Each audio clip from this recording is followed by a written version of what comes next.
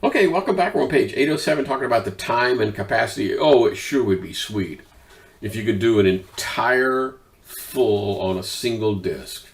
Okay, I mean, go out and get you a 12 terabyte spinner and plug it in as an external drive and back up your entire system onto that. That would be really sweet. Not always possible, but it would be sweet. I mentioned that during a backup, it's probably you could artificially slow things down. Tapes, again, no one really uses tapes. I keep saying that. Of course people use tapes. They're still a vibrant ecosystem out there for tapes. But if you slow things down, the tape, if you can't keep up with the tape will stop. It's called shoe shining. It would be great if the tape mechanically was spinning the entire time and it just flood in there. If it stalls for some reason, the tape has to go zit, stop and go back. Zit, zit, zit, zit, zit, zit, zit. That's why it's called shoe shining. Okay. So, even if you had this thing tuned out for performance only, it's still going to take longer to do a restore than it does the backup. Not by much, just a 1 or 2%. Because during the restore, you have more to do. Okay? You have to, build directories and put in permissions and files and, all the rest of that stuff. There's a little bit more to do. And the only real way to know how long it takes to do a restore is to actually do one in an exercise. Yeah, that's the only. You could guess by the amount of time it takes to do a backup, but it'll be a little off. High availability on page 809.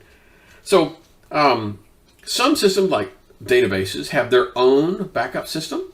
Okay, they do not use the Microsoft's backup server thing. They do their own. And because it's specialized and they want high availability, and that's just the way they're done.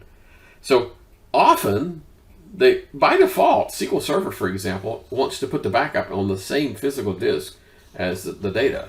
Okay, that's probably not smart. And but if you had two disks, you could have the stuff over here, then you can have the backup on a separate physical disk.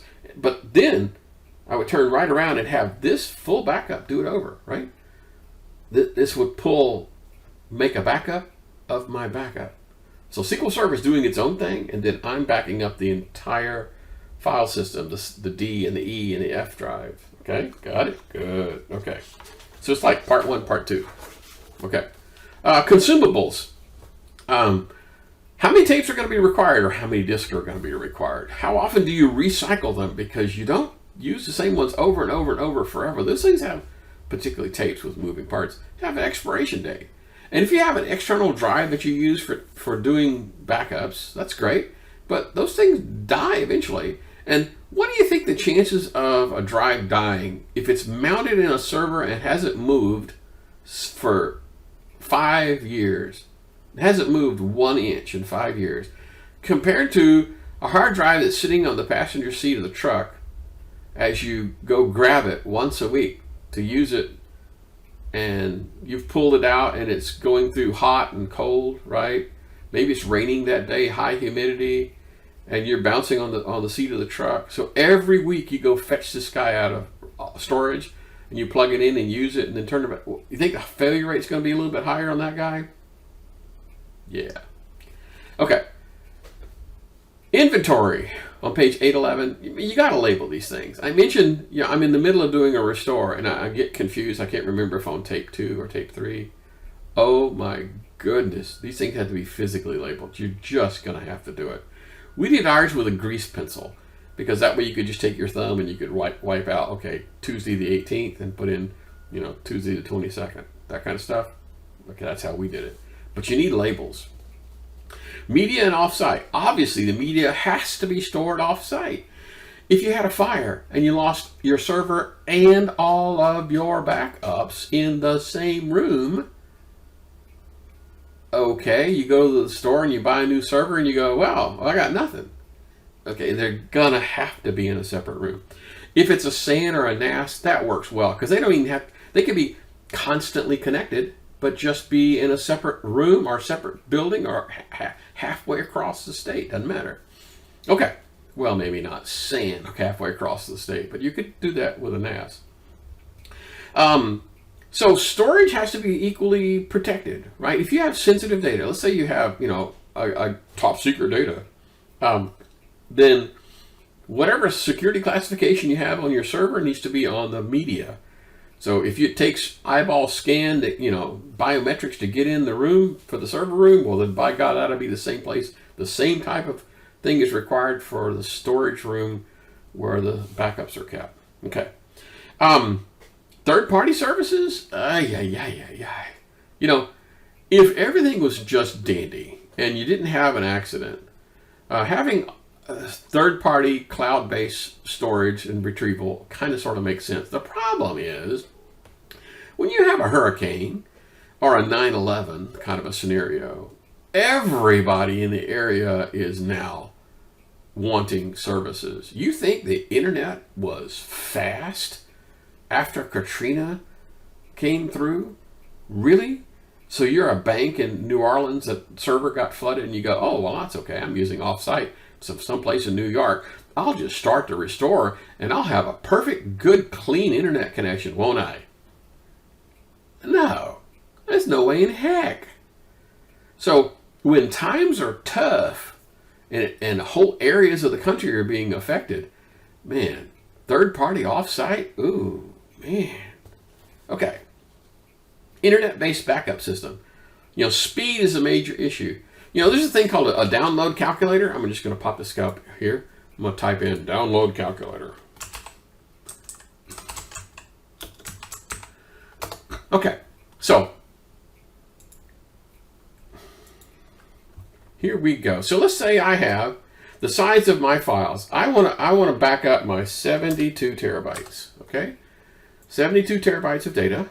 Okay, and my upload speed is as long as it's going to take for it to go to the cloud services. So let's say I've got a Time Warner system and I've got 200 megabit down, but 20 megabit up. Okay, so let's go here to 20 megabit up speed. Gee, that's going to take 366 days to back up 72 terabytes? What? See how this is just not at all a viable option at home, for example. Now, I'll admit, let's say you had a 100 up, 100 down. Okay, let's do 200 up, 200 down, okay? It would still take 36 days to do that. That's to get it there, okay? Now, admittedly, it took 36 days, but now it's time for me to get it back down. Let's say, okay, I've got 400. Well, you can already do the math. 400 coming down. Well, it's going to take me 18 days. No. Of course, you do need encryption to keep it safe and so I would not use their encryption. I use my own. You know what I mean? In other words, so they don't have any idea what the keys are for the encryption. So, like if they were subpoenaed and said, "Give me the backups," they go, "Okay, fine." DOJ would come back and say, "Well, we can't read any of this." Well, okay. Restore process issues, page 815. So when you're requesting a file to be restored, does the person who's doing the asking for it have the security requirements, the security clearance to be able to see this file? I have seen people do this. There'll be a secret file that they know about but they can't get to. Like, I don't know, CEO compensation package XLS. And they'll say, "Hey, could you do a restore?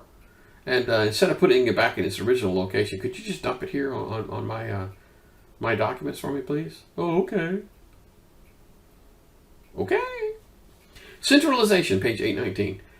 Service to everybody, which anytime you provide a service that everyone can use, well, then that's centralized, right? So over the network, you typically don't have like one backup device per server, right? If I have like 5 servers, I probably have one backup system that, over the network, they all get backed up. I mean, maybe not all at the same time, right? Okay. And I mentioned a little jukebox thing. We had a little robot jukebox thing for tape drives. I never liked it, but it always failed. Well, not always. I'm being cruel. I'm just saying, if a backup failed, it was probably because of the jukebox. That's just what I'm saying. And then technology changes on page 820. you know, tape capacity and speed really has just not caught up. I mean, they had parity with spinners, okay? Pretty good. But now spinners are kind of passe, and everyone's using, you know, SSDs or NVMEs. And so tape drives, there's nothing in the tape drive world that can do that. Nothing. Absolutely not. Portable hard drives, yes. Portable NAS, I mean, I have a portable NAS drive. I showed it to you before. It's a itty bitty little guy. I mean, you could just carry it around and plug it in and jack it in and do your backups and then jack it back out and take off with it. If the cable was long enough, you could just leave it at its other location and do everything back across the network. Okay, we've reached the end of this chapter. And I'll see you guys in the next chapter.